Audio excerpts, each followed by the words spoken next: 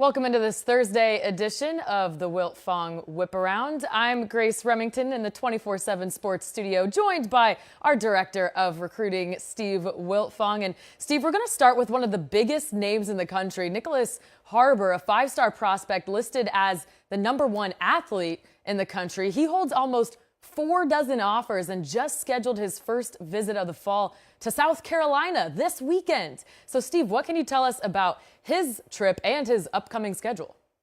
Yeah, Nyckoles Harbor and his parents, they'll arrive in Columbia, South Carolina Friday morning at about 10 a.m. They'll get a chance to reconnect with the coaches, see some game preparation stuff leading into the Georgia game Saturday afternoon, and get a chance to eat with the coaches and continue to build that connection with the players and the recruits. This will be Nyckoles Harbor's third visit to South Carolina. Took a visit over the summer and quickly scheduled this official visit, his first one of the process. And Shane Beamer and that staff have certainly done a good job of exciting him about a potential future with the Gamecocks. Nyckoles Harbor, also an elite track recruit, going to do both on the next level. So that'll be a key component of this visit. His parents are excited to get to a college football game. His dad's never been to one before, so they're pumped to see what that atmosphere is like. They already know the city really embraces the Gamecocks, and that's one of the things that really stands out.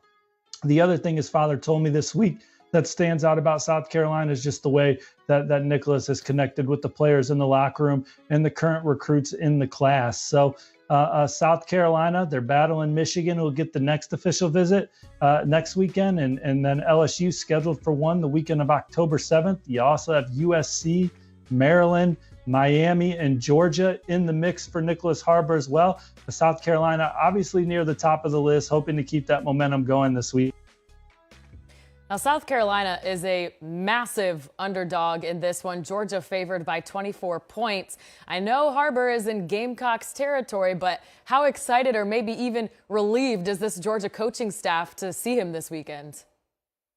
Well, I think when you're a school like Georgia or Alabama, programs like that, you love that you are the big recruiting weekend most times for the other home team, and you get a chance to play in front of a bunch of recruits. And then for a staff like Georgia, they do a terrific job of keeping up with their top targets. And so like a Heaven Brown Schuler, who's a top 247 2024 prospect who's expected there, that Georgia's also offered, a chance for him to I mean, he's certainly going to take in the South Carolina sights and sounds, but there's an opportunity for him to get a good seat to watch Georgia, another program that he's strongly considering. And so if you're Georgia, you like that there's going to be a big recruiting section at these away games, and you look forward to more times than not connecting with those guys after a W and saying, hey, did you like the way we played? Did you see such and such who's going to play in the same role that we envision you as? Certainly Georgia and their staff embracing this opportunity. And then again, for Nyckoles Harbor,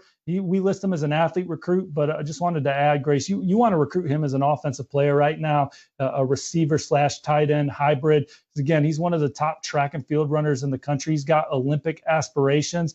And I think the offensive side of the ball, combining that with track, not gaining weight, maybe a less physical side of the football are things that are more exciting as far as his recruitment goes and what position he'll play in college. And South Carolina's embraced that. Michigan certainly has, with Grant Newsome and their whole offensive staff.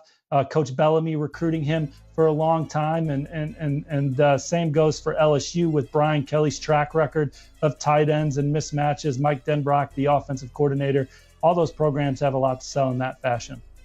Okay, so maybe it's more about the opportunities he could have at South Carolina.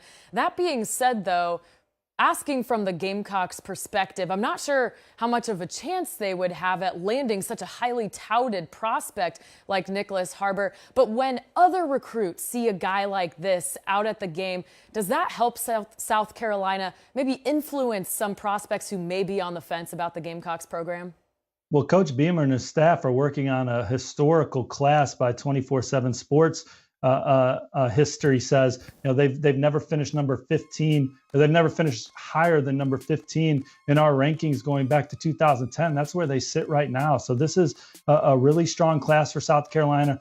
particularly around the line of scrimmage on both sides of the ball. A lot of those guys are expected back, and Nyckoles Harbor's really connected with those guys. He feels comfortable with them, and I think that's one of the reasons why South Carolina is in great shape. I wouldn't rule South Carolina out for him coming into this visit. We'll see how this official goes and how South Carolina stacks up with his next two officials, what they're able to offer as far as his trajectory in track and field, what they're able to offer as far as his trajectory as a football player. And this is also a 3.9 student with aspirations to be a physician as well. You know, his dad works for NASA. Education is very important for Nyckoles Harbor and his family as well. South Carolina, they've been dotting the right I's and crossing the right T's at this point in the recruitment. And now we're up to the official visit portion of it, and they get the first visit, and then we'll see what happens from there. Wow. Okay, so Harbor's the guy who's got it all. Let's go to the Plains now, where it's deja vu for Bryan Harsin. His first season in 2021, just trying to prove he belongs in the SEC. Starts that season with 2 blowout wins against lesser opponents, then goes to Penn State in week 3 looking for that statement win. Keeps it close, but loses. Now let's fast forward to 2022. Still trying to prove he belongs. Now he's got all this offseason drama behind him. Starts this year with 2 close wins, not blowout wins, against lesser teams, and still looking for that statement win against Penn State here in week 3. How important is it for Bryan Harsin to change the narrative in this game? Traditionally, Auburn's been tough to beat in home games like this. Historically, it's a tough place for an opposing team to come in and get a W, and they've had some really good performances against some good teams in the past. And man, they started that season last year 6-2, so they really rallied from that Penn State loss. Just excruciating losses there, particularly the one to South Carolina last year was a backbreaker as they lost their last 5 football games to finish 6-7. But here they are again with an opportunity to kind of change the momentum, change the perception of their program. They're going to have a lot of coveted recruits on campus in 2023, 2024, and 2025. And they're one of the SEC programs with the least amount of recruiting momentum in the country. But in their league, here's a chance for them to knock off a top 25 Penn State team in front of a recruiting section full of coveted recruits, a lot of them that have already committed elsewhere but are still monitoring Auburn because it's a place they like. A win over Penn State would be massive, in my opinion, for Auburn's prospective fortunes moving forward. Now, they'll need to build on it, but in a what have you done for me lately world, a win over Penn State would certainly give Auburn a lot of momentum going into SEC play. Absolutely. And you got to think anytime a recruit clicks on a link to an Auburn story these days, it's always something negative. So if anyone needs help, it's Auburn. Well, the Tigers are starting the season with 5 straight home games. So, Steve, what kind of advantage does that give this coaching staff early on in the season?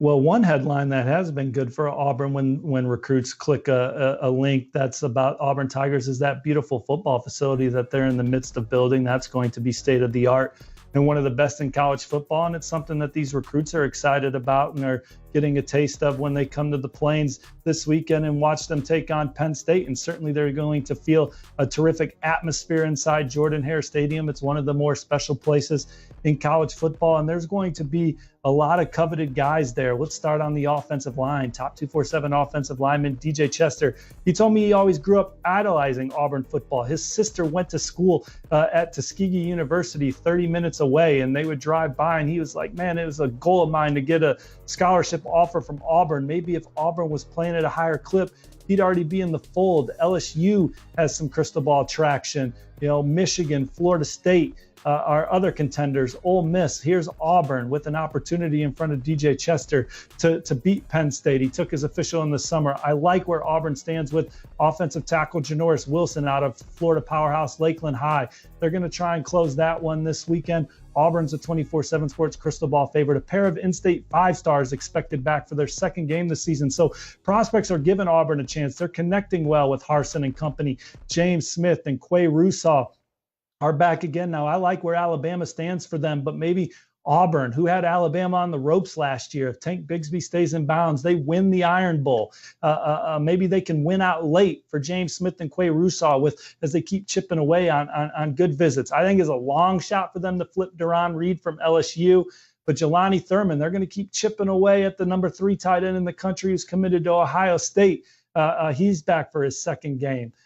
maybe Colton Hood, who's committed to North Carolina, and Stanton Ramil, who's committed to Michigan State, or excuse me, Colton Hood and Stanton Ramil both committed to Michigan State. They're trying to flip Joshua Horton from North Carolina. That's the confusion, but they're trying to flip a lot of guys. These are guys that are keeping Auburn on the back burner. Dakari Nelson committed to Penn State.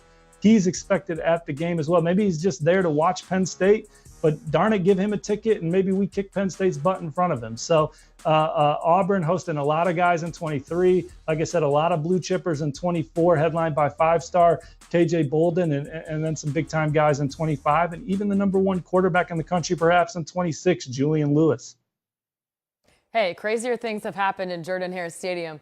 More big names in College Station this weekend for a top 25 matchup between Texas A&M and Miami. Obviously, the Aggies looking to bounce back after the upset loss to App State. But Miami, at least in recent history, isn't in a great position either. In the last 5 years, the Canes are 1-5 against ranked non-conference opponents in road games. Now, recruits, we know, come to these schools not just to play in the big games. They want to win the big games, too. So Mario Cristobal and Jimbo Fisher, both with something to prove here. Well, Miami has a top 10 class right now, and I think that they have as much momentum as any program on the recruiting trail. When Mario Cristobal is sitting in that corner office, you're going hard in recruiting every day. He sets the tone, and his assistants fall in line, and off-field recruiting staff doing a terrific job. And the Hurricanes are near the top of the list for a lot of guys. And then A&M, they're coming off the number one recruiting class in 24/7 sports history. Grayson, we've seen Texas A&M bounce back. They came into last year's Alabama game on a 2-game losing streak. People thought the season was going to derail then, and maybe Jimbo Fisher wouldn't even survive last season. What do? They knock off Alabama, and they sign the number one recruiting class in 24/7 sports history. And here they are in another big ball game. Tough loss against App State last week, but we know that this is a program that can bounce back. Talk to people around the program. They've had a great week of practice. I think that Texas A&M is expecting to have a great showing, and they're hoping from a recruiting standpoint that the atmosphere in College Station will really help them out with a lot of the recruits on campus, Grace. And they got a lot of big-time guys coming in 2023. And just like at Auburn, several of them are committed elsewhere. And for a 9 o'clock Eastern time kick, I have a feeling it's going to be a very tough place to play inside Kyle Field. And Jimbo Fisher and his staff are hoping that this atmosphere will give them a leg up on some recruitments that they're looking to rally with. All right, staying in the SEC, Brian Kelly coaching his first SEC game as the head coach of LSU. So now it's going to get real, and he's got a couple 5-star recruits headed to Death Valley. Steve, what can you tell us about them? Yeah, 2 5-star corners from IMG Academy, Desmond Ricks and Ellis Robinson IV will be back on campus for LSU. And with Desmond Ricks, I think that he had a great visit there in the summer, and they're a program that's really kind of risen up with him. Alabama and Miami and Florida are a few other programs that I know he's very excited about, but LSU, DBU, what they've done in the past, it's a program that when he's in Baton Rouge, he always has a terrific visit. And then with Robinson, Georgia and Alabama, I think, are the two that have set the tone in his recruitment. I have my 24/7 sports crystal ball on Georgia, but there's several other schools that he's keeping a keen eye on, Miami being one, and then obviously LSU. And we've talked about night game atmospheres earlier in the show. Some say it's the best in Death Valley at LSU. They have Mississippi State coming to town, the first SEC game of the Brian Kelly era. I have a feeling it's going to be juiced up in there, and there's no bigger targets on campus than these 2 5-stars. Night games in Death Valley are absolutely one of the best atmospheres in college football. Something that maybe isn't the best, Brian Kelly, man, has just been a walking meme since he left Notre Dame, since the day he stepped into the Bayou. Now, these recruits, we know their demographic. They're on social media. They're not missing anything on Twitter. When they're considering LSU, are they looking at BK's pedigree and his win-loss records, or are some of these antics a turnoff for them? Well, social media is rarely kind to Brian Kelly, going back to when he was irate on the Notre Dame sideline early in his days in South Bend. But you know what he did on the way out is 5 straight 10-plus win seasons. He coached in a national title game, went to 2 college football playoffs, several New Year's 6 games, a lot of draft picks, a lot of high draft picks, and he's the all-time winningest regular season coach in college football. Recruits are paying more attention to that. LSU is the #7 recruiting class in the country in 2023, and I think they have an opportunity to finish in the top 5 with who they're still in on. And then they're off and running in 2024. They're sitting at #3 in those rankings, and I can't help but laugh at some of the videos that you showed there. But it's obvious that recruits are into LSU, and Brian Kelly is a reason why, because of his track record. And then when people visit, they see the organization around the program. They see the structure that's now in place that LSU was maybe missing over the last couple of years. They feel like it's really coming together. And obviously LSU is a place you can win big. The last 3 head coaches have won national championships. Brian Kelly has as good a track record as anybody coming into that job. So we'll see what he's able to do with it. The SEC is a buzzsaw, and Nick Saban's got his long contract deal. And Kirby Smart's coming off a title. Those guys aren't going anywhere for a while, but Brian Kelly, the way he's recruiting there at LSU, I think that it won't be long before we see them back in the middle of that equation of who has a chance to win a national title, LSU being on the short list. Yeah, I think the corny dance moves can be pardoned with a winning season and some titles there. All right, Nebraska making headlines for all the wrong reasons, firing Scott Frost earlier this week, but they have a top recruit visiting this weekend who canceled a trip to USC, and this feels like a big deal to me, Steve. Yeah, and they were anticipating this being a big recruiting weekend before Scott Frost was let go. There's not going to be a bigger recruit on campus than Malachi Coleman, the local top 247 recruit, top 100 player who's going to play in the All-America Bowl. And I've had several people tell me, and he's told me himself, Nebraska's not even in his top 7 if it's not for Mickey Joseph. Now Mickey Joseph, he's in the corner office. He's the interim head coach. He told Malachi that after he was hired, hey, I got a 3-year deal. I expect to be here no matter what happens on the field. I think that's comforting for Malachi now. He's certainly going to sit back and see what happens with Nebraska. Who's the next head coach? What does that mean for me? Where do I fit in? He's 6'5" and can absolutely fly. You're seeing a defensive highlight there, and some programs like him on the edge. But Nebraska views him as a receiver that can stretch the field and make big plays, and there's not a lot of guys in the country that can run with him. Very versatile. It's interesting. We talked about Nyckoles Harbor earlier in the show, and now we talk about Malachi Coleman. Those guys are kind of unicorns with the skill set that they bring to the field. But Nebraska has been in the thick of this one for a while. My crystal ball is on the Huskers. Now, the other team in this mix is Oklahoma. That's who they're playing on Saturday. Right now, I don't see them in Oklahoma's class, but if the Sooners ramp it up for him, this one could get really interesting down the stretch. So Nebraska's trajectory, what do they look like as a program? Does Oklahoma turn it up for Malachi? Those are the interesting things that I'm keeping an eye on with his recruitment moving forward. He also has an official schedule to Ole Miss, so we'll see if the Rebels can make a move on those two. But I like where the Huskers and Sooners sit as far as his potential future, and then obviously they're playing against each other on Saturday. Okay, staying on Mickey Joseph for a minute, Steve. Hopefully I'm not putting you on the spot here, but we already see a visit being flipped just 1 week into his job as the interim head coach. Mickey Joseph, known as a player's coach. I know that's providing motivation for the current players for the rest of this season. I wonder if that causes kind of a snowball effect. Do you anticipate any other recruits finding more interest in Nebraska because of Mickey Joseph? Well, I think he's going to be passionate in selling Nebraska in that program. He's very professional. He's hardworking, values building authentic relationships with recruits. And so that's going to resonate. Now, the thing that's in doubt is who is going to be in that corner office long term. But there is no better interim coach from a recruiting perspective than Mickey Joseph, who is authentic in everything that he does. All right, last one here. We got a top 25 matchup in Eugene between BYU and Oregon. To be honest, Steve, I'm not quite sure how Oregon's still ranked. Apparently throwing up 70 points against an FCS school means something. It's enough to impress the voters. But for the Ducks, it's a chance to show some talented prospects that they can still compete with the best of them.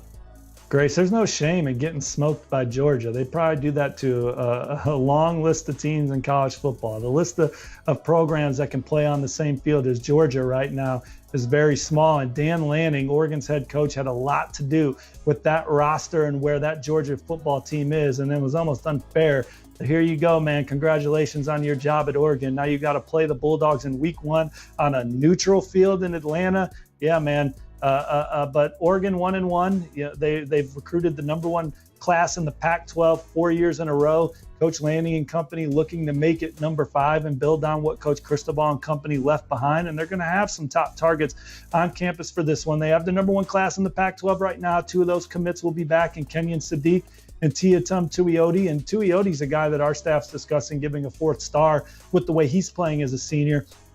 Oregon has arguably the top quarterback in the country committed in 2023 in Dante Moore. Now Kenny Dillingham and company all in on adding a passer in 2024 that can push more. And Michael Van Buren from Baltimore St. Francis, a powerhouse program. They might be the best high school football team in the country this year. He's under center for them. They play Thursday night tonight. He's expected in Eugene this weekend, and he's a guy that's obviously got high interest in Oregon if he's coming out there. Tight end AJ Pugliano was at Oregon in the summer. He's back, the #1 player in the state, one of the top players at the position, expected back, and so is top 247 wideout Jordan Anderson, who appears to be very high on Oregon. And then offensive tackle Fox Crater was also at Saturday Night Live at the end of the summer. He's at Oregon this weekend. Not a massive list of prospects for Oregon, but these are guys that they would love to land and get off and running with in 2024 and building what could potentially be another top 10 class, as we saw Coach Cristobal and company do a few times while they were in Eugene. All right. Well, the stars are out everywhere this weekend. Thanks, Steve, for your insight as always. I'm Grace Remington. He's Steve Wiltfong. Thanks for joining us, and thank you to our producers, Chris, Jason, and Sonley. Remember, we'll be back here on Tuesday. Please like and comment on this video and subscribe to the 24/7 Sports YouTube channel for all the recruiting news you can't get anywhere else. Enjoy your game day.